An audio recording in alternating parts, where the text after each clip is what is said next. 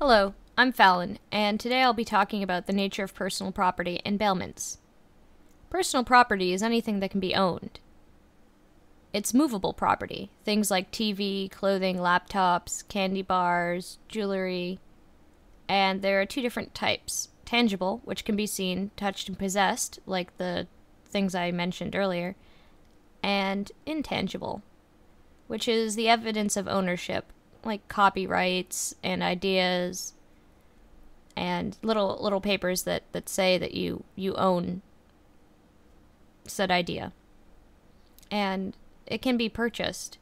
It's usually through money, but you can also trade. Like if I wanted somebody's Game Boy and they wanted my paint set, we could trade. The seller owns an item and the buyer pays for the property, and the seller accepts it and transfers the property to the buyer. Personal property can also be willed, so when a person dies, they can leave a written statement willing the property to another person. And it can also be gifted.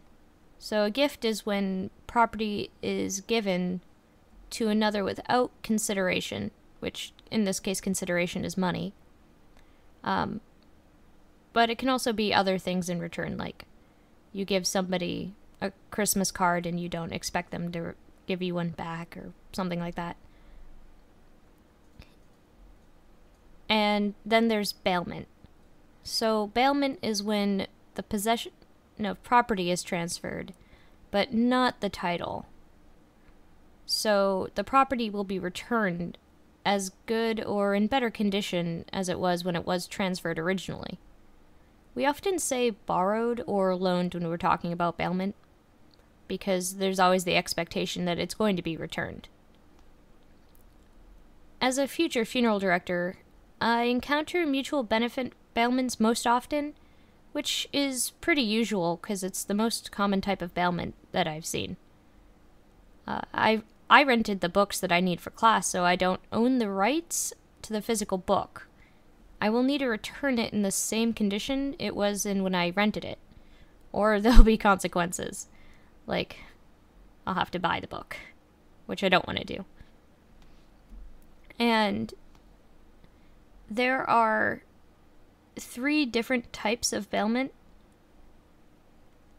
Bailment for the sole benefit of the bailer, that is, the person who owns the property. This type of bailment happens like when a family lends a funeral home a photo to be used during the service. The picture will be returned. The family is the bailer in this case. Then there's bailment for the sole benefit of the bailee being the person receiving the property. A cross or picture frame can be provided at no cost to the family to be used during the service, but will be returned to the funeral home. The family is the bailee. And then there's mutual benefit bailment, where both parties benefit. The family decides to rent a casket to use during the service, and it will not be buried, but returned to the funeral home.